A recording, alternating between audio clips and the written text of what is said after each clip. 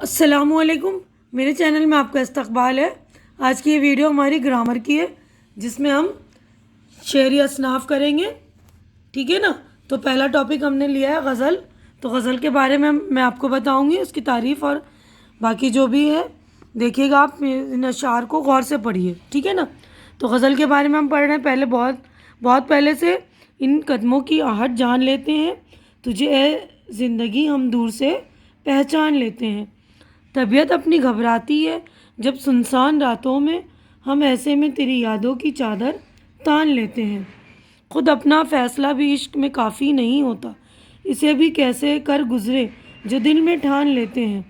جسے صورت بتاتے ہیں پتہ دیتی ہے سیرت کا، عبارت دیکھ کر جس طرح معنی جان لیتے ہیں۔ تجھے گھاٹا نہ ہونے دیں گے کاروبار الفت میں، ہم اپنے سر تیرا اے دوست ہر احسان لیتے ہیں۔ فراق اکثر بدل کر بھیس، ملتا ہے کوئی کافر، کبھی ہم جان لیتے ہیں کبھی پہچان لیتے ہیں۔ پھر مجھے دیدہ تر یاد آیا، دل جگر تشنہ فریاد یاد آیا، فریاد آیا، تر یاد آیا، فریاد آیا۔ میں نے مجنوں پہ لڑکپن میں اسد سنگ اٹھایا تھا کہ سر یاد آیا۔ یہ اشعار غزل سے لیے گئے ہیں، یعنی جو اشعار ہیں غزل کے ہیں، ٹھیک ہے نا۔ غزل اردو شاعری کی سب سے مقبول صنف ہے، شاعری کی سب سے جو ہے ایک دم مشہور صنف ہے، جس کا ہر شعر ایک معنوی اکائی کی حیثیت رکھتا ہے، یعنی ہر شعر جو ہے ایک الگ الگ میننگ میں ہوتا ہے، الگ اکائی کی معنوی ہے، مطلب ایک الگ اکائی ہوتی ہے اس کی معنی کے حساب سے۔ ایجاز و اختصار اس کی خوبی ہے، ردیف اور قافیے کی پابندی کے ساتھ غزل کی مخصوص ہیئت تیار ہوتی ہے، ٹھیک ہے نا۔ تو ابھی دیکھیے غزل کا پہلا شعر مطلع کہلاتا ہے، جس کے دونوں مصرے ہم قافیہ و ہم ردیف ہوتے ہیں۔ پہلا جو ہوتا ہے نا مصرع، ہم قافیہ بھی ہوتا ہے اور ہم ردیف بھی ہوتا ہے۔ پہلا شعر مطلع کہلاتا ہے جس کے دونوں مصرے، یعنی دونوں پہلے شعر کا دونوں مصرع ہم قافیہ بھی ہوگا اور ہم ردیف بھی ہوگا۔ قافیہ اور ردیف میں نے اپنی پچھلی ویڈیو میں کرا دیا ہے، قافیہ اور ردیف کی تعریف اچھی طرح سے ڈیٹیلنگ میں سمجھا دی ہے، تو وہ آپ لوگ میری گرامر کی پلے لسٹ میں جا کر قافیہ اور ردیف دیکھ لیں گے۔ میں اس کی ڈسکرپشن باکس میں مطلب اس کی لنک بھی ڈال دوں گی، تو وہاں سے آپ لوگ دیکھ سکتے ہیں۔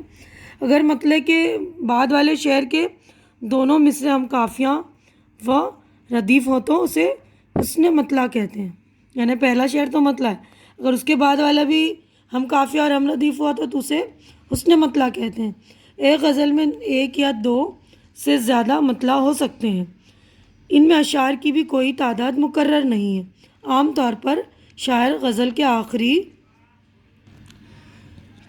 شعر میں اپنا تخلص استعمال کرتا ہے، اسے مقطع کہتے ہیں، یعنی شاعر جو اپنا قلمی نام رکھتا ہے تو اس کو تخلص بولتے ہیں۔ تو آخری شعر میں جو ہے اپنا نام استعمال کرتے ہیں، اکثر جو اپنا تخلص استعمال کرتے ہیں شاعر، اسے مقطع کہتے ہیں۔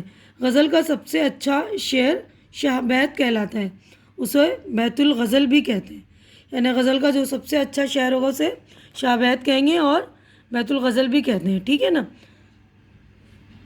تو امید کرتی ہوں کہ غزل آپ کو اچھی طرح سے سمجھ میں آ گیا ہوگا، اور میری ویڈیو آپ کو اچھی لگ رہی ہوگی، اچھی لگ رہی تو اسے لائک کیجئے زیادہ سے زیادہ اور شیئر بھی کیجئے، تاکہ جو ضرورت مند بچے ہیں ان کی ضرورت پوری ہو سکے۔